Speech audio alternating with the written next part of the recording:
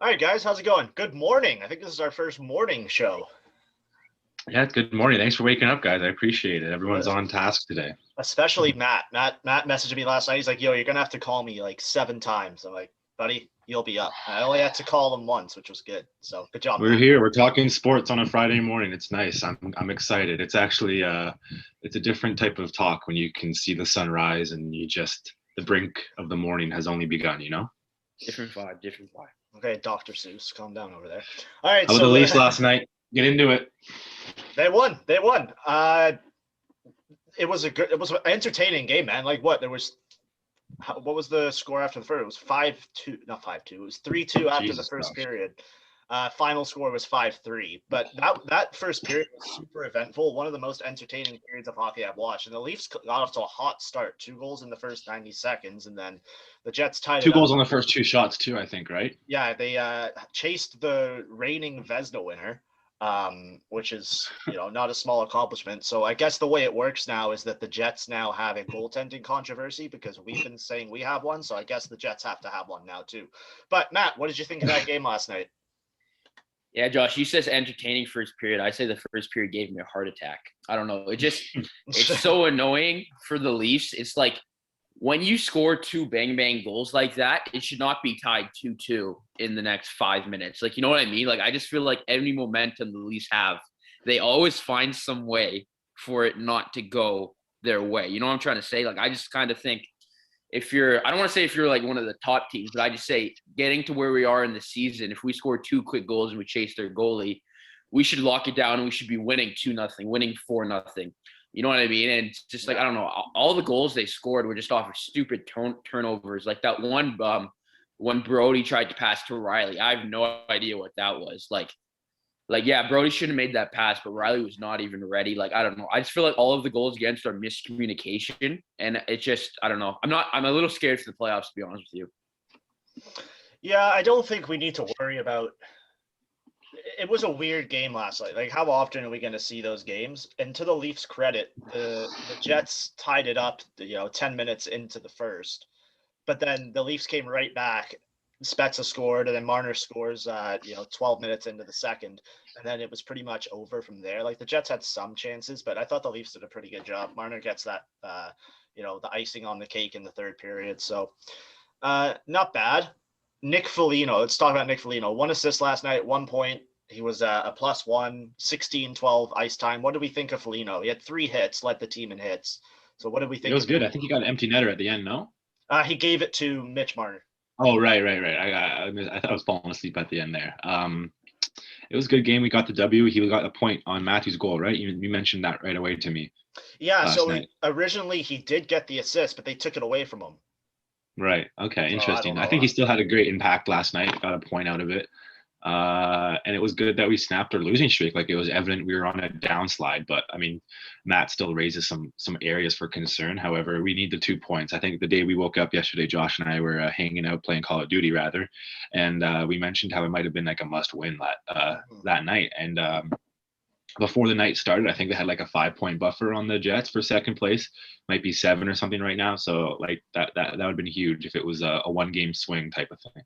Yeah, you separate yourselves from the Jets with that win, which is huge. And now you go play them again on Saturday you can kind of put it away here, right? Because you go 8 points up on them with a win on Saturday with 10 games to go. That's, in any sport, that's tough to overcome a 4-game buffer. So what did we think of Jack Campbell last night? Because my opinion might be a little different than your guys's. Josh, you can say your opinion first. I want to hear it.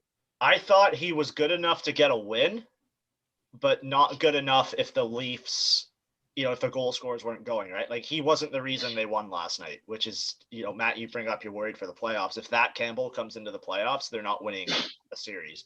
He looked small in his net, and he didn't look very confident on 2 of the goals.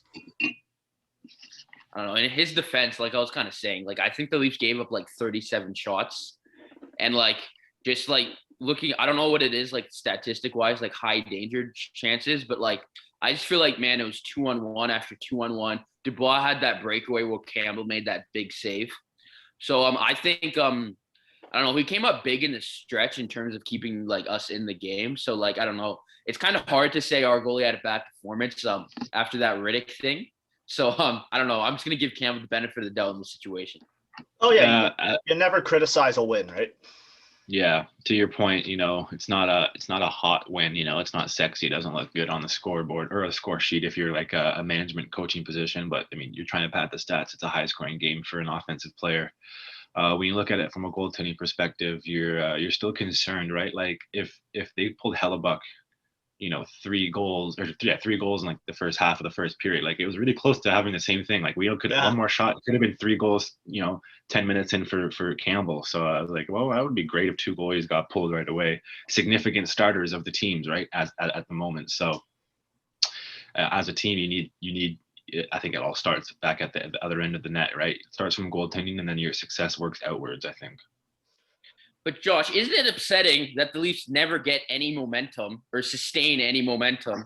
And like literally all the goals they score, they're bang, bang, back of the net. And it pans to our bench and everyone's like, oh, we're doing this again.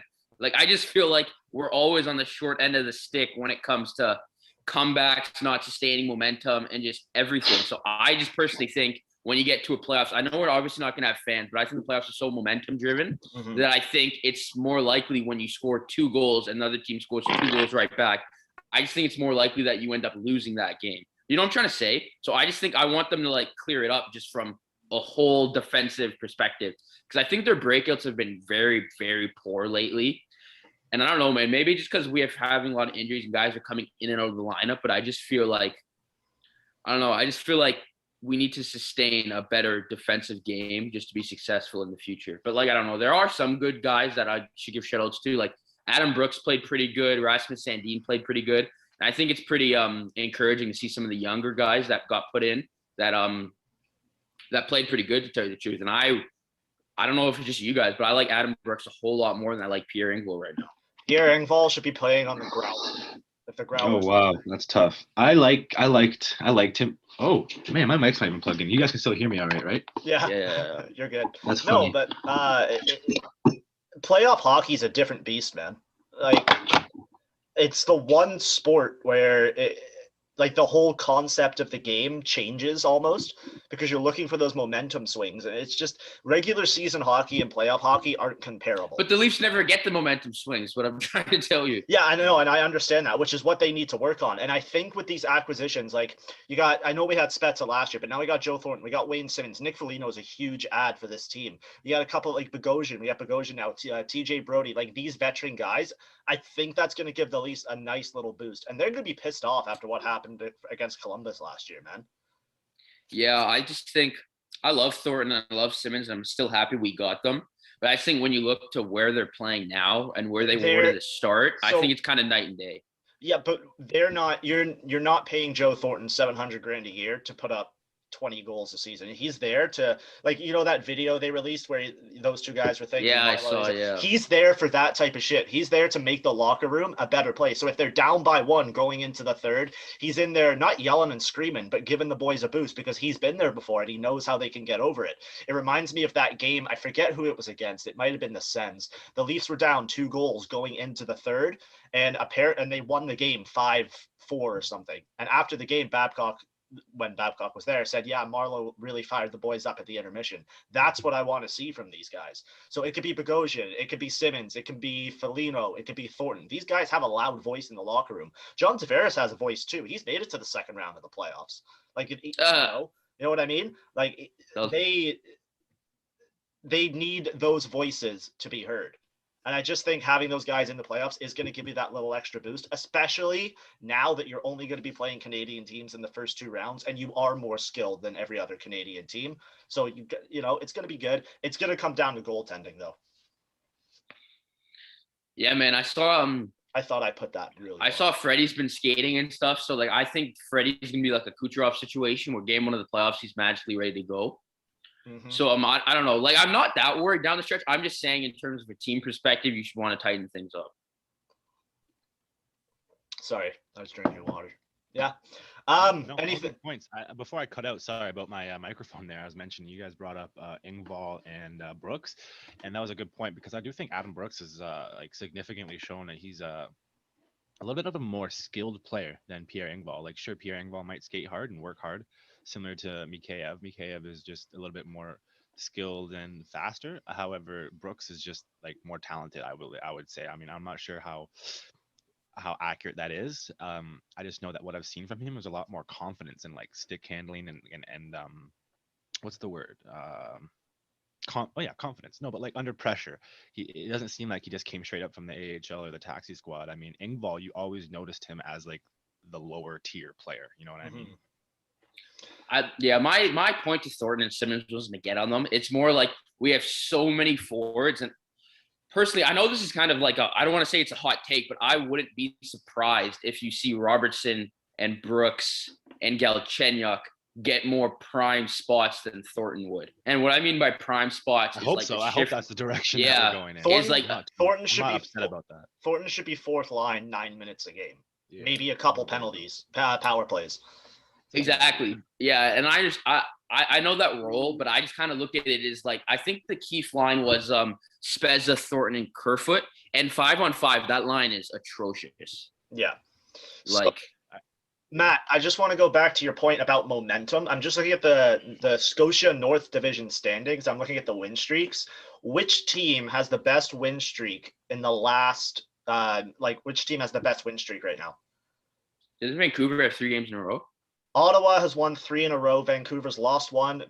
Calgary lost 2. Montreal won 1. Edmonton lost 1. Winnipeg lost 2. Toronto won 1. So nobody has momentum right now except for the last place Sens. So maybe it's not a big issue as we thought it was. But we'll see what this final 10 game go here. The Leafs, the Leafs record this morning is W1, but before last night it was L5, right? So which is negative momentum, right? But yeah. I don't know. I think the team that has Connor McDavid always has momentum. Just to be honest. I disagree. Honestly, I that's a good point, but like I think I've talked about this before. Like it just runs and dies through Connor McDavid. I mean, I don't think that team has much of a voice outside of their holy savior of Connor McJesus. Oh. No, I just remember because I saw on Twitter someone said, "Oh, Matthews and Marner are 3rd and 4th in scoring," and I'm like, "Oh, great, good job." And I look at Draisaitl and McDavid, and we're not even close, boys. So what I meant more towards is like if maybe Mike Smith gets hot and like they kind of have a good defensive structure, it is realistic you lose to the Oilers 3-2 and McDavid gets a hat trick. Like I think we do have to put an emphasis on how special this guy is. I'm not that worried because we did shut him down. We've shut him down 3 games in a row. But I just remember that one game when he destroyed Morgan Riley, and I remember there were fans in that building, and I know there won't be fans. But I just think when he gets going, I don't really care who you are and what team you are. He's going to have 2 or 3 points. So it's more that you have to score more than that. You know what I mean? And I remember that one game where I think Draisaitl and McDavid went off. I think Matthews wasn't playing that game.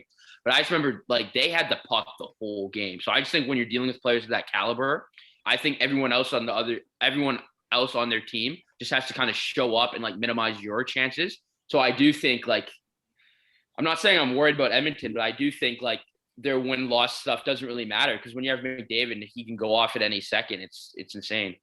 Right. So we're talking about playoffs. 2 teams have clinched a playoff berth. Vegas did it first. They're at 68 points first overall. Colorado, same division, 3rd overall in the league, 2nd in their division, have also clinched.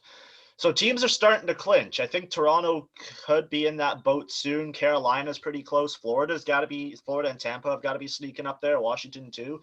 So we're starting to see some of these spots taken. So what I want to talk about is some of these races are getting really close. So let's take a look at the Honda West. We got Arizona at 45, and St. Louis at 44, and San Jose is hanging around there at 41. So those teams are all battling for that 4th spot. Minnesota's in that 3rd spot, like 20 points ahead. So that's kind of gone. But what do we think about that? Between Arizona, St. Louis, and San Jose, who's making that? And LA. All right, I'll toss LA in there. No, they're 5 points behind Arizona, but they have 4 games in hand. 4 games ahead. Wow. Okay. So what do we think? Arizona, St. Louis, San Jose, LA. Yeah, I think personally. Yeah, no, Matt, you go. Yeah, I think St. Louis should be embarrassed that they're competing with these teams. Because I just remember going into the season, it was Vegas, Colorado, and St. Louis, and then everyone else. But Minnesota and St. Louis kind of flip-flop. And I look at San Jose and LA. They're in a rebuild. They know they're in a rebuild. They got picks at the deadline. LA traded Jeff Carter. We actually gave like a fourth or a fifth to San Jose to retain some of Foligno. So in Arizona, no offense to Arizona, but like I don't really think they know what direction they're going in. But St. Louis, like I can tell, like this is a go for it year. We're trying to win a cup. All of our good players are old. They signed Torrey Krug and Justin Falk, and they paid them instead of paying Pietrangelo. So when I just kind of look at the whole situation, if I'm St. Louis and I don't make the playoffs, and the team that beat me out is Arizona, like I think that's cause for panic, to tell you the truth. Yeah, that's a good point. You bring up a good point. I believe that St. Louis did have those great expectations before the season started, especially with their history too, right? Like recent Stanley Cup champions. Although you just let go of your captain, you're still bringing in Mike Hoffman too. I don't even think you mentioned. I mean, he's not like A-list all-star celebrity hockey player, but he can put in 20, 30 goals on a regular season, 82 game stretch. However, yeah, like Arizona, that's Arizona's spot. It's like they show glimpses of competitiveness and then they hang around the elimination skirts of the playoffs. But at the same time, you never know when it's going to be their year. I think that they deserve a chance. Maybe you never know. A wild card team like that, what would they would do? Maybe they would get swept probably by this dominated division down there. However, I don't think it should be a race between San Jose and LA. Definitely between Arizona and St. Louis. And to Matt's point, St. Louis should be pretty upset if they don't get in right now. Yeah, I agree with that. I mean, I think this is. I'd like to see Arizona sneak in there. Personally, I'd love to see it. Like San Jose would be don't cool care. too. I don't, Yeah. for some reason, I don't like the Blues. I just think Jordan Bennington's a I hot. mean, LA would be a great story too. LA right? would be. Like, I just think they're too far back. But we'll see. at the moment, yeah. Let's move on Yeah, to but this. wait, Josh, are you looking at the standings right now? Doesn't Arizona they're in the playoffs, but they have a terrible record? Like, aren't they below 500? Want to read that off quick? They have 3 games in hand, 1 point ahead of. Yeah, they're 20, 22, and 5. They're almost 500. Okay, 20, 22, and 5, and you make the playoffs is kind of a joke. So I just kind of think I remember Arizona last year. We were all excited they made the playoffs, and Colorado destroyed them. Like I think the 2 last games were like 7-1, 8-1. And no offense to Arizona, no offense to all these people, I expect Vegas and Colorado to do the same thing. To be honest. Yeah. Hey, I think that's a tough division. Those are the top 2 teams I would take to go all the way in the West. You know what I mean? All right, Discover Central. So we got Carolina, Florida, and Tampa Bay. They're all at the top. No one's touching them. So then in 4, 5, and 6, we got Nashville at 52, Dallas at 50, Chicago at 49. What do we think about these teams? Nashville's hanging in there. Dallas has 2 games at hand on Nashville, and Chicago's right behind them with 1 game at hand over Nashville. So I'll kick this one off. I think this is Dallas's. They got those 2 games at hand. Those guys are clicking. They look pretty good in their last 10. They're 6-2-2. They're making a pretty good push for this. I just don't think I think Nashville's going to run out of gas eventually. I watched a couple of their games over this week. They look tired. They're 6-3-1, but they've been some greasy wins. Their goal differential, they're a -7 on the season. I don't think you can be in the playoffs with a negative goal differential, and Dallas is a +13. So we'll see what happens there, but I think this is Dallas's final spot. Yeah, I just think I don't know. I think Dallas has done a good job. Like they haven't had Sagan all year. Like he hasn't even played a game. And a few weeks ago, Radulov and Bishop went on the LTIR. Mm-hmm. So I just think this is such an admiration of them going. Like Ropey Hintz is really starting to play. Heiskanen's an elite defenseman. I think it's safe to say Heiskanen's an elite defenseman anyway. So I just think they're definitely doing really good. And I just think they gave up so much in terms of they're an older group just to get to the finals last year. So many people got hurt. Like I said, Sagan hasn't played a game. And I just think it's just such good that they're even in the mix right now because they had COVID to start. Like there's just been so much thrown at this hockey team. And I think it's pretty good that they're still staring down a playoff berth. Yeah, you bring up a good point. I think there's been a narrative outside of like this playoff chase that Patrick Kane deserves to be like a Hart Trophy candidate. And I think that was all based upon how much he was willing the Chicago Blackhawks to a playoff spot, right? Mm-hmm. And now all of a sudden it looks like it's a little bit in jeopardy. So personally, I would say that it's the Blackhawks to lose, like in terms of where they would have been without the success of Patrick Kane this season, and probably would have been at the dumpster fire. However, when they're having such a competitive year, a team like with their history and their competitive nature and experience and leadership with Patrick Kane, you would only imagine that they make a strong push for it. I mean, you got Alex DeBrincat and a couple other veteran pieces. However, you can never rule out Dallas, especially if they if they're a veteran and their skill comes to play, like it took them all the way to the Stanley Cup Finals last year. What Personally, I'd love to see Chicago get it. What? I'm sorry. I don't know why I didn't see this earlier. What the hell's going on in Columbus? How did they fall below Detroit? Columbus that's has good lost like news. 8 in a row. Yeah, they've lost 5 in a row. They're 1-8-1 in their last 10. That's awful. Good. Detroit's gaining my respect, and Columbus is continuing to lose it. Do you think you see Patrick Laine in the expansion team, the biggest star of the Seattle Kraken? Maybe. We can talk about that at a different show. So one more thing I want to point out in this Discover Central. I think this would be one of the most exciting playoff matchups outside of Leafs Habs. Florida Tampa Bay would be squaring off right now. How For bad? Sure. I like that a lot. Yeah, how bad do we want to see that? Like these two teams, Florida's actually good now. I think they would Really give. good. I think they'd give Tampa Bay a run for their money. Yeah, Josh, that's a hot take. Yeah. So anyway, no, sorry, I don't mean to chirp you, but yeah. No, How's that a hot take?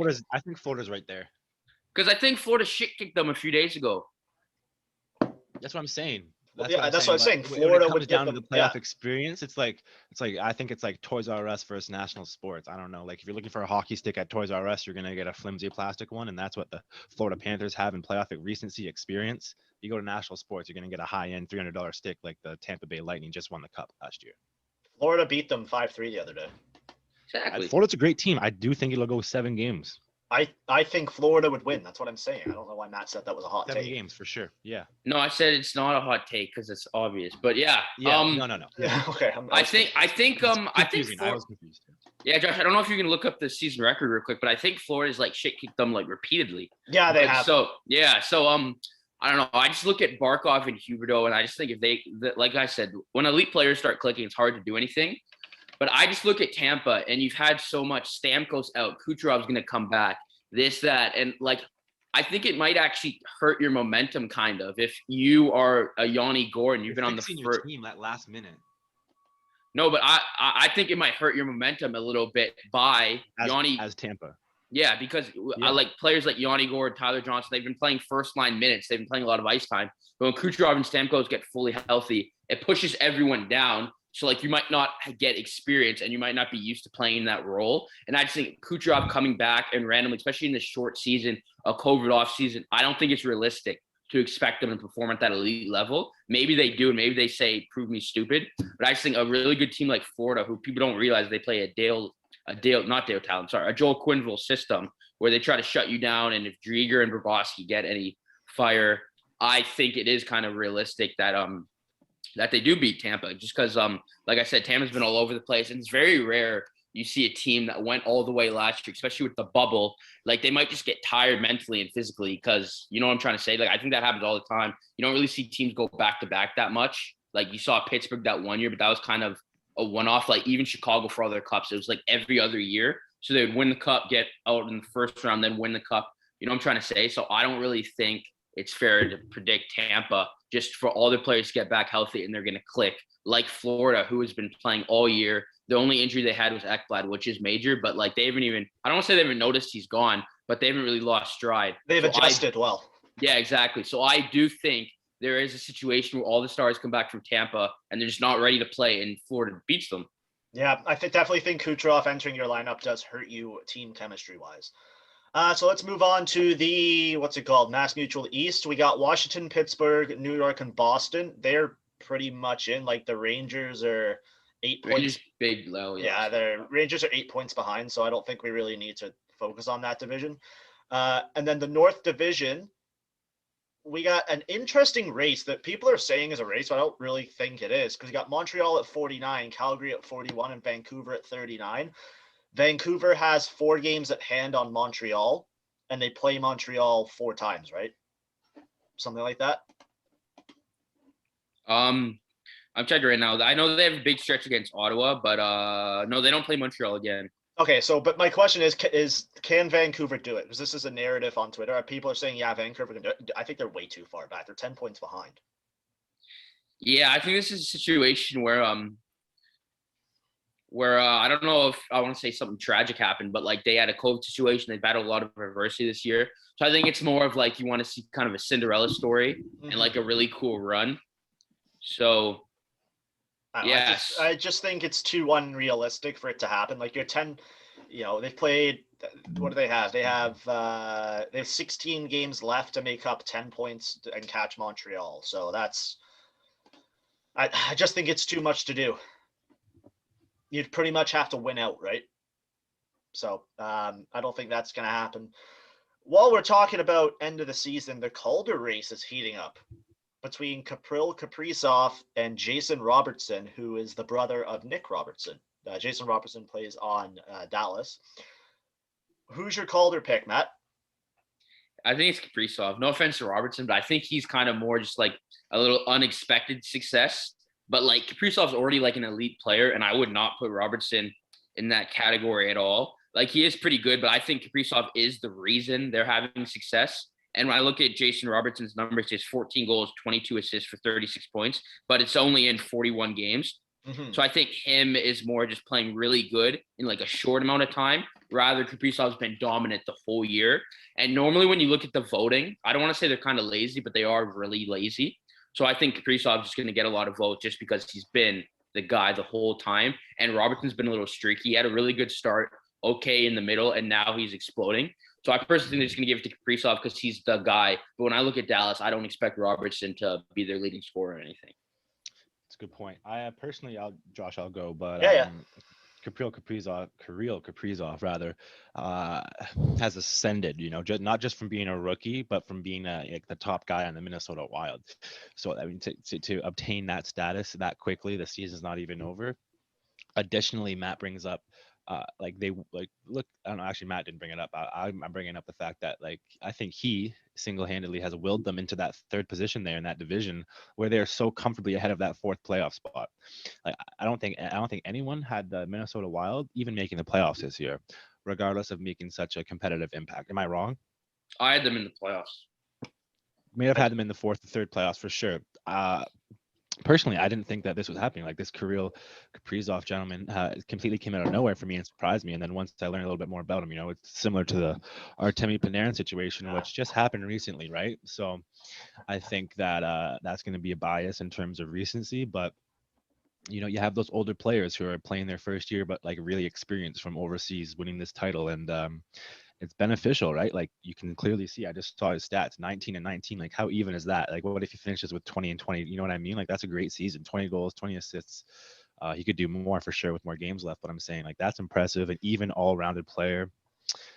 He's had a highlight reels to go on for days with this season. And I think that although Jason Robertson is in there for second place, I want to make a quick shout out to how embarrassing Alexis Lafreniere made it for himself this year. Trash. I mean, if I'm picking between the two right now, I would go with Jason Robertson because he is a true rookie. Yeah. That's why I brought up the Panarin situation. Kaprizov's 26. It just wouldn't feel. Yes, I understand he's a rookie. He's 23. Whatever. He's 26. I thought he was 26. Whatever. That still doesn't change my opinion because he played in the KHL. He has experience with playing at a high level of hockey. This Jason Robertson's coming. This is his first year in the league. He's absolutely tearing it up. Don't get me wrong. Both players are great, and both players deserve the trophy. Only one player can get the trophy. I just think it's kind of interesting how coming into this, it was all about Lafreniere and Tim Stützle, and now it's all about these two guys that people really hadn't heard of before the season started. Well, I just think that's just because whoever's picked first and second and third overall, I think that's kind of natural. Oh, rookie of the year. But when you actually look at it, the guy who's get picked first overall never wins the Calder. Like Crosby didn't win it. McDavid didn't win it. It's a tough trophy to win. McDavid should have won it. No, but when you look at his situation, he only played 48 out of 82 games. So I just think being a rookie, it's just tough. I think it's unrealistic to expect a 18, 19-year-old in today's NHL to tear it up. I think we were spoiled with Matthews and McDavid doing it in back-to-back years. But when you look at everyone else, they haven't done it at all. And I don't know. I just think Kaprizov, if you do this in Minnesota, no offense to Minnesota, but I think that's worth more if that makes any sense. Because Minnesota's just kind of there too. No, but Dallas at least was in the the Stanley Cup final last year. I've seen them have success. Minnesota has been the most mediocre team in the last 10 years in history. It's either just missed the playoffs, first round, second round. Like I remember they would get slapped by Chicago like every year for like 5 years. Like it's hilarious. Religiously. Yeah. So like I would give Kaprizov the benefit of the doubt. And also, Josh, I know a lot of people don't like the 23-year-old against the 20-year-old or 19-year-old or whatever it is. But I just think like for voting, if you're under Rookie of the Year, I can't hold that against you because you're still eligible for said trophy. Oh no, but this is our show, and I'm gonna vote how I want to vote. So that's just saying that's how I would vote, right? No, but like you can't do that because like you're Sure. saying no, but you're saying you couldn't do that because in your mind he shouldn't be eligible as a rookie. Is that correct? Because he's played overseas. Is that what you're saying? No, but like if it came down to a tie, I would go, okay, this gets younger. So you just look at age? Well, no, after the stats, Matt. That's not the first thing I look at. Okay, yeah. Thanks for clarifying. That would be one of my final considerations. Whatever, we'll move on. Robin Lehnors pretty much tore apart the NHL because he was under the impression that after the players had been vaccinated, they would be able to return to normal life.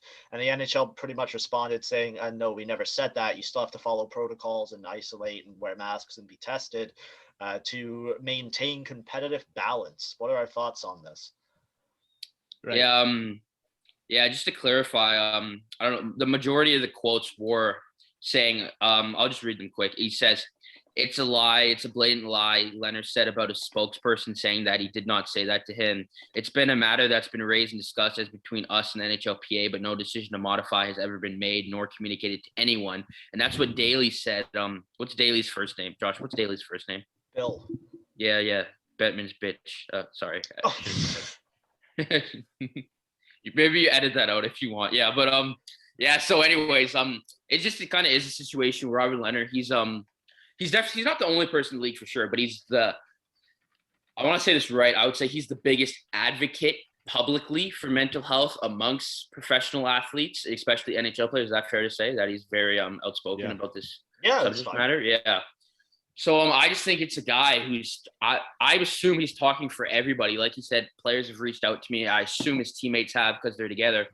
And I just think if the majority of your team is vaccinated, I don't think you should be yelling at them and making them stay in a hotel. Like that's my just personal opinion. I know you do want to be safe, but in my opinion, the rule should be loosened if the majority of your team is vaccinated. Yeah, let me go real quick, Josh, because I don't have too much to say on it. Like, it's an important situation to understand for sure. However, like, I think he brought up. Did Robin Leonard bring up points regarding like the other leagues restriction around the world? Yeah, like basketball, NBA and NFL and MLB and all that. So that's the thing, right? As a professional sports organization, you have to look at models around the world, right, and how they all affect the players involved. And I'm not saying anything either way. Like, as Matt said, like it could very well be a situation where Robin Leonard was the spokesperson for this type of movement, rather, if people felt this way and people just didn't want to. Not everyone wants to speak out, or not everyone has the courage or the strength to do so. So like Robin Leonard, who has the experience necessarily speaking out on these matters potentially, or like with experience, could definitely well have been like the leader of this matter, for example. So I think it's important for that it was heard and that he voiced his opinion and everything in terms of being vaccinated and being like locked up, for lack of a better term. Like, I think something that the NHL should probably look at now. And also, I saw a lot of people are mad at us Canadians in the North Division because he went off and he said, "Oh, apparently it's a competitive advantage." And I was just hearing other people around saying that since the majority of the United States is back to somewhat normal and Canada's still locked down, a part of the reason why they don't want to give all the state teams a green light is because all the Canadian teams don't have a green light. So they, Matt, I don't think that really matters till the playoffs. Like once the Canadian teams. No, but the statement Robin Leonard said he received was competitive advantage. So I assume that's what they're talking about, because how is it a competitive advantage amongst people in your state and division? Because all the divisions are made like regionally, you know what I mean? Yeah. So all the Florida teams together, the Texas teams, and they all have the same COVID protocols. Yeah. But in Canada, our COVID protocols in terms of we're in a lockdown right now. I don't think there's any place in states that's in a lockdown. So I just think from the NHL's perspective, it's like, yo, we can't have a guy on Vegas sending videos of him partying or him back to normal to his Toronto buddy. Or to his, you know what I'm trying to say? I think that's I actually think that's what they mean in terms of competitive advantage, because I would rather be team bonding, doing this, doing that. And maybe with COVID, like the competitive advantage they're talking about is your whole facility is back to normal. You know what I mean? Because I assume, I don't really know this for sure, but when you go to the facility, it's not the same because maybe there's less people. So maybe you don't, instead of 5 chefs, you only have 1. So maybe that's kind of the weird competitive advantage, but I don't know. The NHL always sneaks things in there. And I just think if you did promise the players this and you're not holding your end of the bargain when they did get vaccinated and they've followed COVID measures, I think the NHL should be held responsible for that.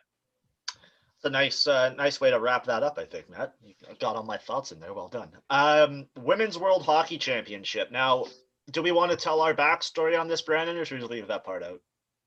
Probably leave it out for now. Yeah. So the Women's World Hockey Championship was supposed to run from May 6th to the 16th in Halifax and Truro, Nova Scotia. It was canceled Wednesday because of COVID-19. Now, Hockey Canada and the IIHF were not in the driver's seat of this cancellation. It was the Nova Scotia government. They were at the front of that cancellation. Here's the issue. These teams would have to do a 2-week quarantine before coming in. They were getting ready, like these international teams were getting ready to fly in. And we're not talking like amateur teams. These are, reigning Olympic and world champion players.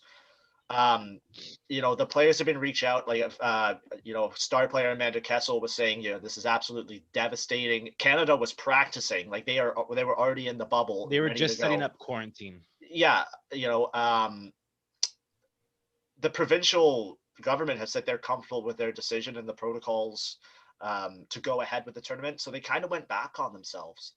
It was a spur of the moment thing. It sounds like it was made for some reason.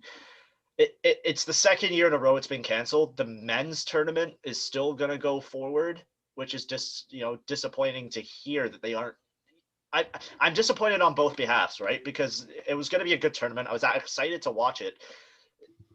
The women's tournament hasn't been able to run since 2019, and those players were playing through the CWHL folding while they were at the tournament. So they haven't had a place to showcase their skills since then. Sure, we had the NWHL, but we all know what happened with that. They had their issues. There hasn't been any outlet for women's international hockey. So I kind of hope they get it figured out. I hope they can reschedule it. Apparently it might be moved to Texas, which would be kind of cool. So let's see what happens there. I don't know what you guys think. I think it's absolutely Could you imagine disgusting. that? Think about this 6 months or 8 months ago. The World Women's Hockey Championship gets canceled in Nova Scotia, Canada, to be moved to Texas, the United States. Oh yeah, You know just what I mean? background on Texas though. Texas now is great. I'm just saying, like Texas was. Oh, one of the no. worst COVID states. I meant for hockey. The U18s for men are already there. So I think the thought process is you literally just do a swap. So when they finish their tournament, which I think starts in a few weeks, I saw them skating recently, but yeah, I think it's literally just you bring the women in and you just do a flip. So like Russia U18s would just be switched with girls, but also I saw some people not yelling, but like upset with Nova Scotia's decision. People have to understand that Nova Scotia is locked down like almost tighter than we are. Like I have some friends who go to school out there and like they can't do anything. Like I don't even think their McDonald's are open. Like it's a lot more extreme. So I don't really think they were, and it's also kind of a small spot. So I don't think they were physically ready COVID wise or anything wise to do a big event and like treat it with respect that they need to, I feel like I heard that Nova Scotia might have had like 4 cases in the whole area, and then like, they only have 4, but they take it a lot more serious. Okay, so what happened there with the cases was they announced the province announced there were 25 new cases Wednesday morning for a total of 79 active infections. That day, they immediately closed their provincial borders, not permitting anybody outside of the province. Yeah, so I just think it's kind of tough if like the government makes that stance.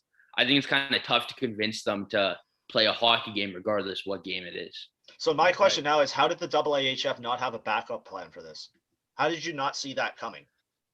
Yeah, it's unfortunate, right? I don't know what to say. Do you guys have an opinion on it? I don't know. Like, I just think it's disappointing for everybody involved.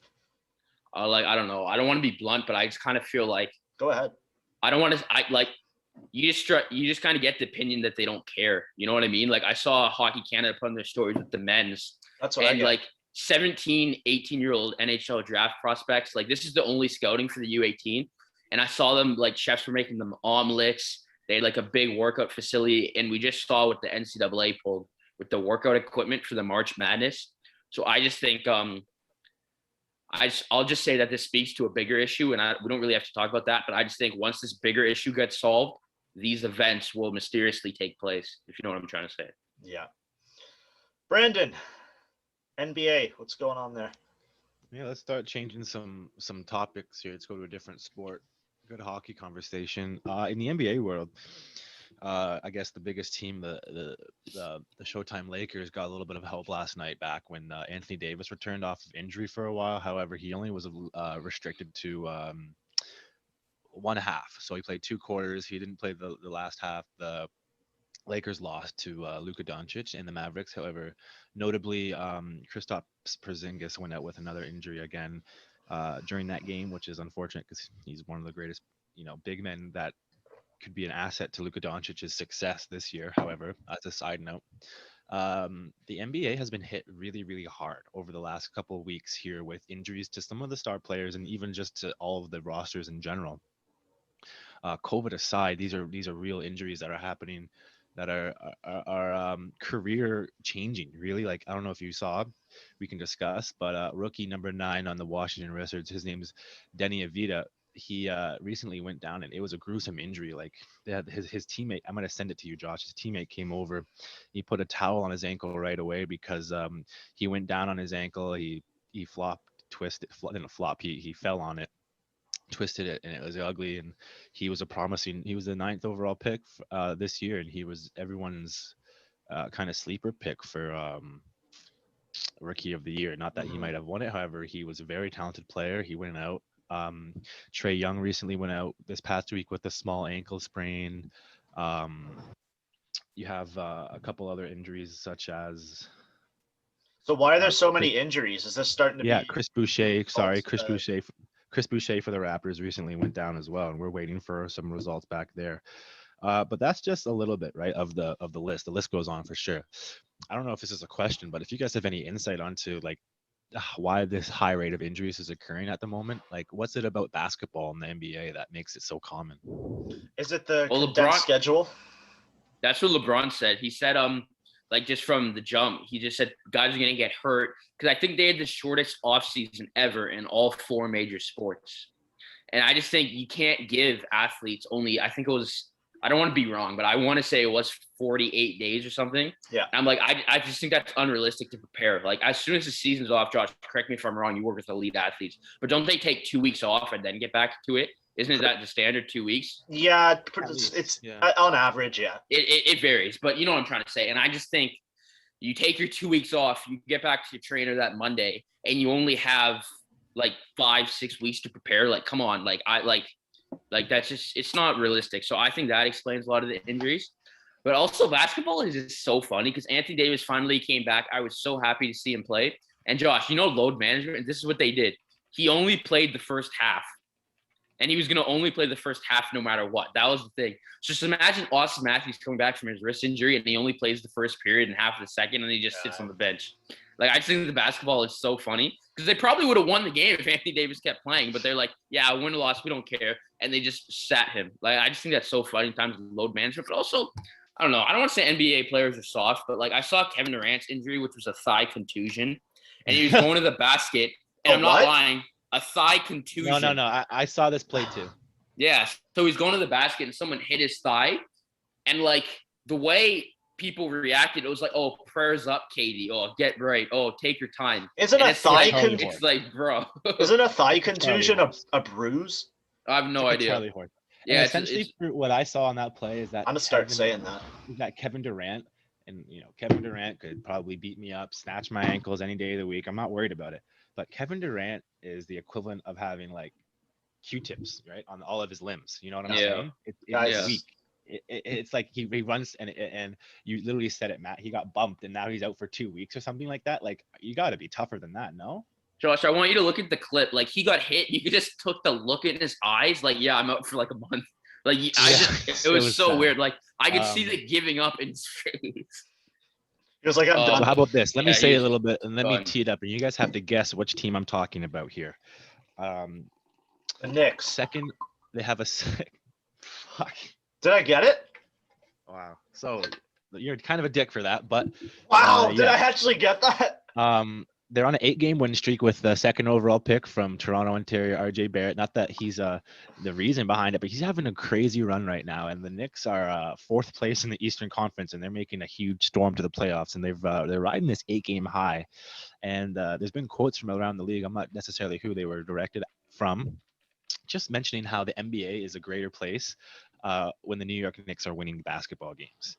And I don't know how you guys feel about this because they're not necessarily. I mean, Josh in specific isn't necessarily tied to the NBA world in a great situation, but like, this would maybe be like next year the Buffalo Sabres almost going on an 8-game win streak at the end of the season, and they're in 4th Okay. place out of 8, and all of a sudden shade.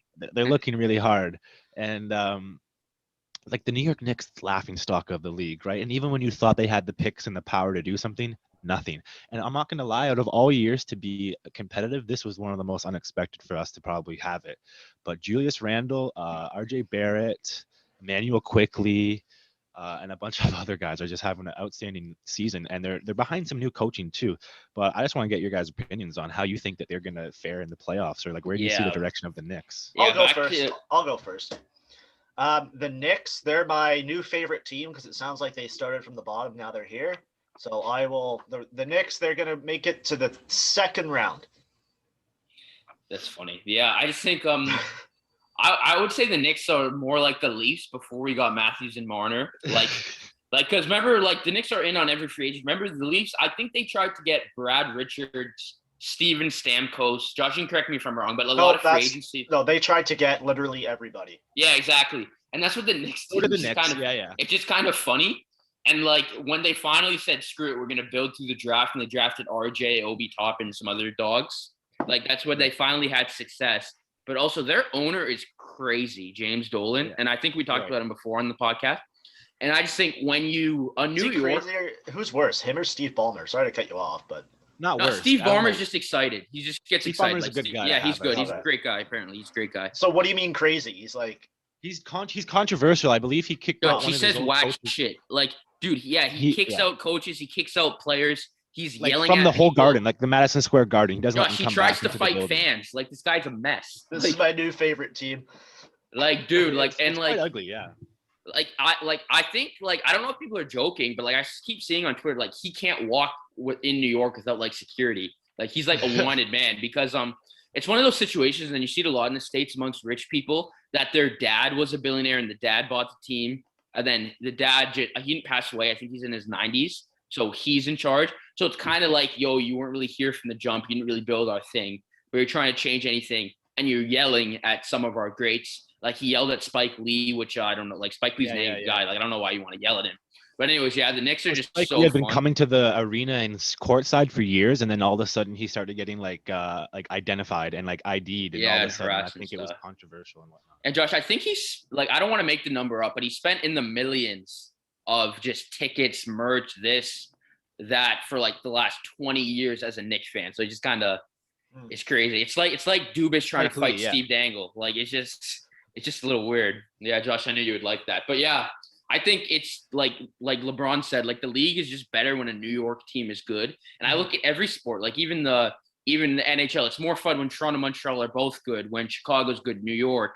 What are some of the other big markets? Boston. Like I just think it's more fun when it's big market on big market. No offense to all the little guys, but it's just kind of true. Yeah, no, I agree with that. I think we'll wrap up some of the NBA talk, but in terms of our local here in the GTA, the Toronto Raptors, they're still they're actually like they're kind of like a half game, if not tied for the 11th position right now, and 10th with Washington and Chicago. So it's a tough situation, right? We're still grinding it out, and do we want that spot though, or do you guys want the draft? Yeah, Josh, we talked about this already, man.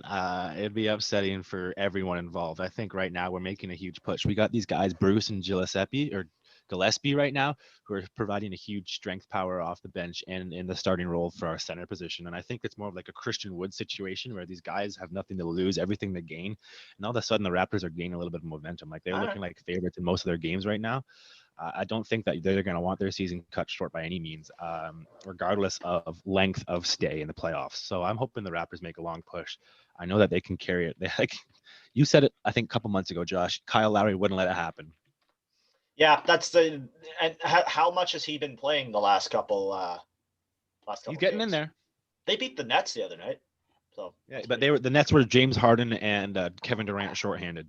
W's a W. Yeah, because Kevin Durant has a thigh contusion. All right. Let's move on. I think something about if Matt has any updates on the NFL and the draft. Yeah, just last basketball note before we go to the NFL draft. Terrence Basketball Clark, as who well. was a freshman guard out of Kentucky, passed away a few nights ago, yesterday. So I just saw that. That was pretty sad. He was 19.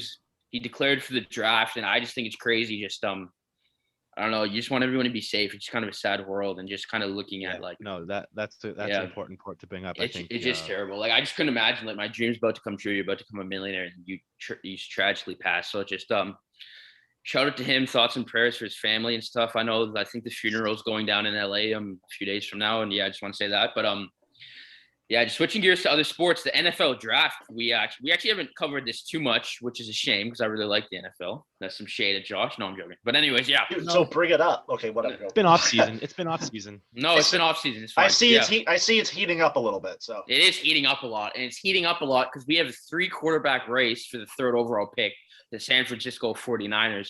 So this is kind of just throwback to hockey. It's kind of a Tyler Seguin situation. Whoever gets picked to this team is probably going to win a Super Bowl in the next few years. Like they're a stacked team. They traded all their draft picks for this pick.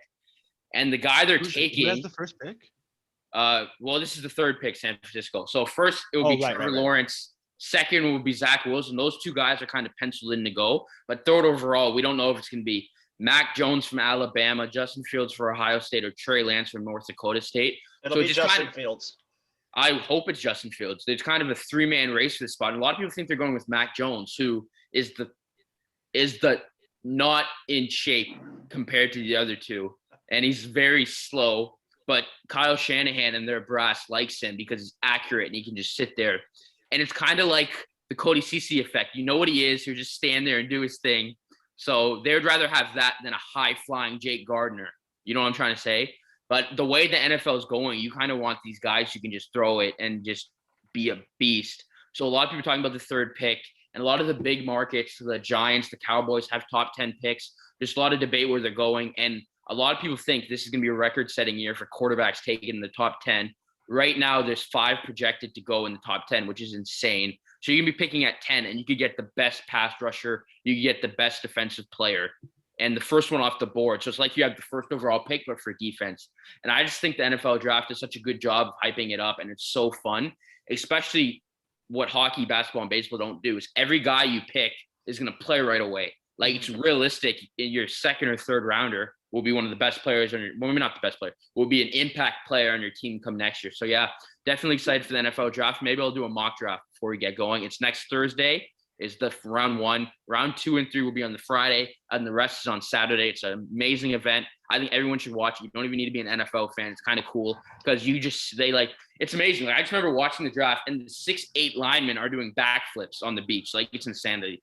Like there's going to be fans. It's going to be full stadium, right? I think it's half capacity. They are doing it in Cleveland, and I know in Ohio the COVID rules aren't that strict, but there will be NFL players there. It is going to be a lot better, more normal than last year. But yeah, there's a bunch of stuff to look in the top 10 picks, and I just think it's very interesting to see where all the quarterbacks go, and that's kind of it. So right now it's kind of a whole quarterback swap happening in the draft. Right, so we're running tight on time here, so I'll keep this short. Sports betting in Canada could be seeing a major overhaul because right now you are only allowed to bet on 3 games or more. So if I wanted to place a bet tonight, let's say I wanted to place a bet last night, I couldn't just bet on the Leafs. I would have to bet on 2 other teams as well. So you have to play a parlay. your other option is to do it through a black market sports book online. So like a Sports Interaction, something like that, which it's fine to use, but that's not the preferred way to do it in Ontario. So if you want to place a bet, you'd have to do a parlay. There's a bill in the House right now. It looks like it's going to pass that will legalize single game betting in Ontario. So we're going to have more of a Vegas feel to our bets. So if the Leafs play tonight, Brandon, you could go down to the convenience store down the road and say, hey, I want to throw $10 on the Leafs, and they could do it for you right there. You could probably do it online as well. So that's kind of a huge thing coming. I don't know why it was such a big deal in Ontario to start off with anyway. But you know, we're starting to see some restrictions lifted on that. Hopefully we can see some other restrictions lifted, but we'll see.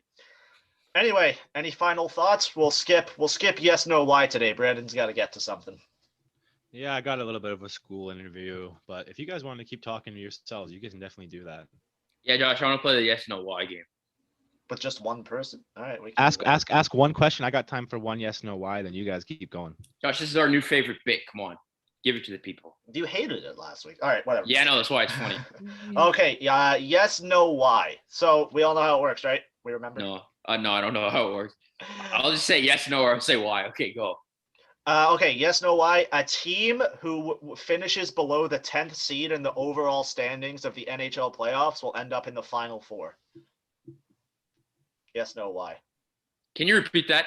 A team that finishes 10th seed or below will end up in the NHL Final Four. I'm going to go yes, and I'm going to say yes because I feel like just looking at the top 10 on my phone, I feel like that's not really a rare occurrence. Like the teams that aren't in the top 10 right now, Boston, Winnipeg, Edmonton, and I would not be surprised if Boston makes it all the way. So I'll go yes, Josh. Okay. I'd say no, just because I don't want to see it happen. And to those teams that are in those positions that I'm noting is Winnipeg, Edmonton, and like the New York Rangers. So I hope not. I hope not. I'll say no. One more. I'll say no. I think the best teams are going to come out of this division. I got time for another one. See what they do. Okay, yes, no, why. The Women's World Hockey Championship will be rescheduled for this year. This calendar year or like this hockey season? This calendar year, 2021. I'll go yes, just because like it is only April, so we have a lot of runway, and I think it is beneficial to put an event like that on. So I'll go yes, and I believe they'll find a solution. Yeah, I say yes because I'd like them to find a way to put the tournament on, especially when they had it so close to being able to initially put on right now, right? As we were going through it this week, I would hope that they're just as close to completing it at the end of this year. All right, this will be our last one. This one's kind of for me and Brandon. Yes, no, and why. The Call of Duty event and the new map, it exceeded your expectations. Yes, no, why. Yeah, unfortunately, it did not. I haven't liked the new map on Call of Duty just yet. I'm not too sure if it's because I haven't experienced all the angles of it, right, or if it's because I haven't, stayed long enough alive to enjoy it. But it looks the same to me as just a regular Call of Duty player from the old Verdansk map, and I haven't noticed too many changes other than obviously the obvious ones with the zombies and the different names, I'm sure. However, I know Matt's like really questioning what we're talking about right now. I'm not sure if he's we know I have an answer. We talked to Matt. He's a big NHL GM guy, which is great. I love that segment. However, for me and Josh, we've been playing Call of Duty recently, and I've been taking like just the regular zombies, Outbreak. I like that right now, and in the Call of Duty world. But Warzone is our stuff, and we'll get back to it, Josh. Yeah, I'll go with yeah. I was disappointed by the event, like the whole cutscenes and all that. Part 1 was a major flop, but part two was fun, like where you had to secure the nuke and all that, and then you're launched into the new map. I enjoyed that. We don't have a lot to look forward to in our days right now because we're stuck in our houses, so it was actually nice to kind of be part of an event with other people, even though the servers exploded. So it brought some excitement to my day. So I'll go with yeah, I enjoyed it. Matt. So Matt. Yeah, I'll go with yeah too. I think it's just kind of cool. They changed the layout a bit. Killing zombies. I tried to find the nuke, but I couldn't stay alive long enough. And then I thought it was fun. But yeah, I'll definitely go on with the boys, order some pizza, get some pop, and we're definitely play some video games there, buddy. This guy's. There we go. Let's have a great weekend. That was a great episode. We can get this out let us know how you guys felt about a nice early morning Friday episode. We Yeah. had a great time, I and was healthy this episode. I drank all my water. we appreciate everyone listening, and Thanks for thank that, you Josh. to the individual boys who woke up and looked nice and pretty for me. So thank you, boys. Wish me luck. I have some stuff to take care of today, and I hope you guys have a great weekend. Bravo 6 going dark.